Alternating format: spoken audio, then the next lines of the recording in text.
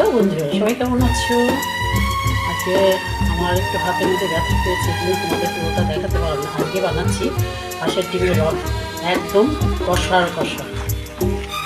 এরকম টাইপেরই করবো। হাঁসের ডিমটাকে আর আলুটাকে ভালো করে ভেজে নিয়ে তোমার হচ্ছে দিয়েছি তেলের মধ্যে ভেজে নিয়ে তুলে রেখেছি আলু আর হচ্ছে কালারটা দেখছি, জিরে গুঁড়ো, ধনে গুঁড়ো আর লঙ্কার গুঁড়ো দিয়েছি, টমেটো আর একটু চাল মগজ বাটা। কারণ গ্রেভি না হলে না আর এই মানে কষাটা ভালো লাগে না, তাই হচ্ছে করেছি।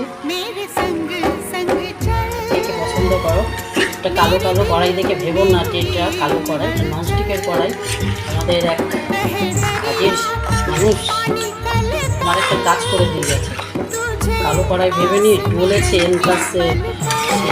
আমি বাইরে ঘরে আর ও বাইরে, সে আর বলার মতো না, কীর্তন করে দিয়ে গেছে। এখন কি করব, কিছু তো বলার নেই, না বুঝে করেছে। যাই হোক, আর হচ্ছে এইভাবে ডিমটাকে টমেটো জিরে ফোড়ন দিয়ে তেলের মধ্যে তোমার হচ্ছে তেজপাতা, আদা ঘষা আর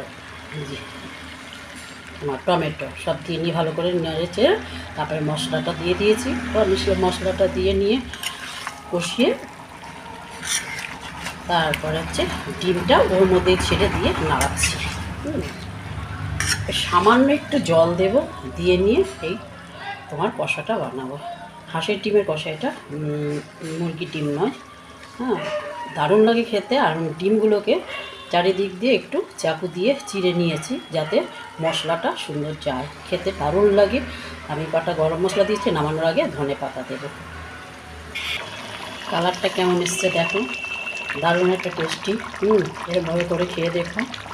আর ধনে পাতা দেবো নামানোর আগ দিয়ে, কেটে রেখেছি দেশি ধনে পাতা এটা। আর টমেটো যেটা দিয়েছি সেটাও দেশি দিয়েছি, কারণ এখন তো দেশি পাওয়াই যায়, অসুবিধা নেই।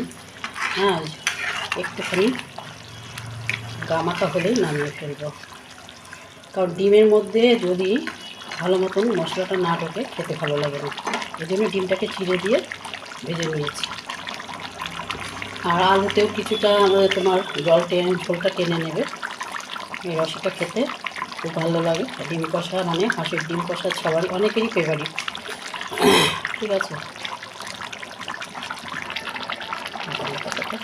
দিয়ে নামিয়ে ফেলবো। ঠিক আছে।